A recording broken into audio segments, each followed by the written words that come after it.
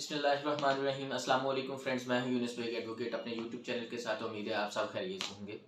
Friends, आज हम बात करेंगे कि अगर एक जालिम शौहर जो है बच्चों को छीन कर अपनी बीवी को घर से निकाल देता है तो इस बीवी के पास, उस औरत के पास क्या रेमेडी है, क्या हक है, वो किस तरीके से बच्चों को वापस हासिल कर सकती है।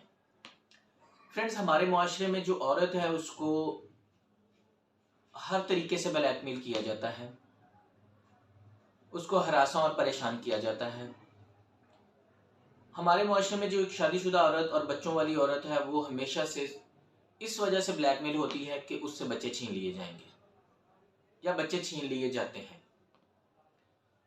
वो सिर्फ इस डर और खौफ की वजह से अपने ससुराल वालों के, अपने खामन के नजायज़ मतालबात मानने के लिए तैयार रहती है या उसके वालिदैन उनकी नजायज़ मतालबात जो हैं वो पूरे करते हैं। अगर एक जालिम शौहर जो है अगर बच्चों को छीन कर अपनी बीवी को घर से निकाल देता है तो उसके पास रेमेडी है। इस सूरत में औरत को और उसके वालिदैन को परेशान होने की कतई तौर पे ज़रूरत नहीं है।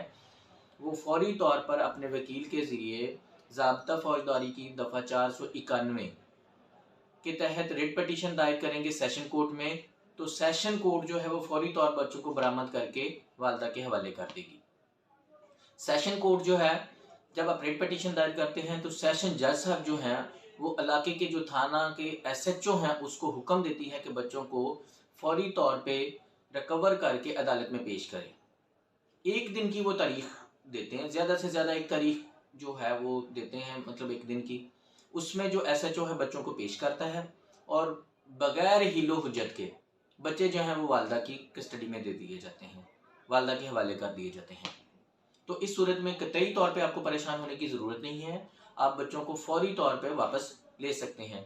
और कई ऐसे मामलात हैं जिनमें औरतें ब्लैकमेल सिर्फ इस वजह से होती हैं कि उनको उनसे बच्चों से दूर कर दिया जाएगा और इसी ब्लैकमेलिंग में वो बहुत सारे नाजायज़ मतालबात जो हैं वो अपने ससुराल वालों के मानती रहती हैं और उनके जुल्म बर्दाश्त करती रहती हैं। फ्रेंड्स, अगर मेरी मालूमात अच्छी लगी हैं तो मेरे चैनल को सब्सक्राइब करें, लाइक करें और दोस्तों के साथ शेयर करें। बहुत शुक्रिया।